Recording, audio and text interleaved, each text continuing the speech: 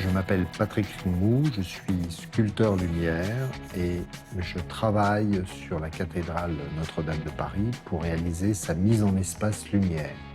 Ma mission, elle est de travailler sur l'ensemble de l'intérieur de Notre-Dame avec la lumière. On doit changer l'ensemble des projecteurs, puisqu'ils ont été remplis de plomb.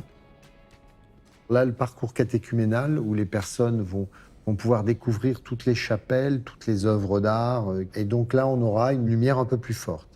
Et puis bien sûr, on a le plateau liturgique qui, lui, demande plus de lumière. Là, on est dans la nef. On va conserver bien sûr les lustres de Viollet-le-Duc qui seront sous les arches.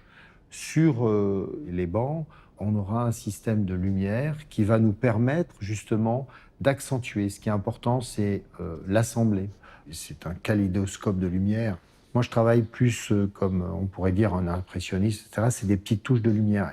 C'est assez génial parce que c'est pas un cahier des charges comme on a l'habitude de faire quand on fait, moi, des gares du Grand Paris ou un palais ou des choses comme ça. Le chef de projet, c'est Gilles Drouin. C'est un père qui est un liturgiste, qui connaît sur le bout des doigts la cathédrale. On discute sur le fondement même de qu'est-ce qu'est cette lumière, qu'est-ce qu'elle représente, etc.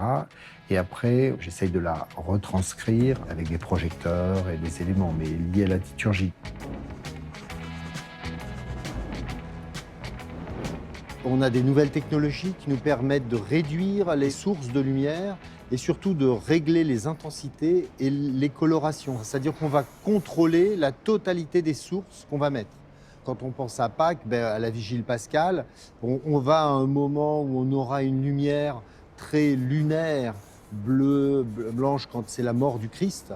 Et puis quand c'est la résurrection, c'est la pleine lumière, c'est la joie, le renouvellement, etc. Donc c'est la chaleur, c'est l'élément fondamental du projet. On est dans quelque chose qui est génial à vivre. C'est un chantier qui, entre guillemets, nous dépasse. Bien sûr, il y a un élément spirituel très important. Parce que Notre-Dame est vivante. Elle a une âme. Tout le monde est heureux de travailler sur cet espace, c'est évident. On a envie toujours de le révéler dans sa façon la plus belle.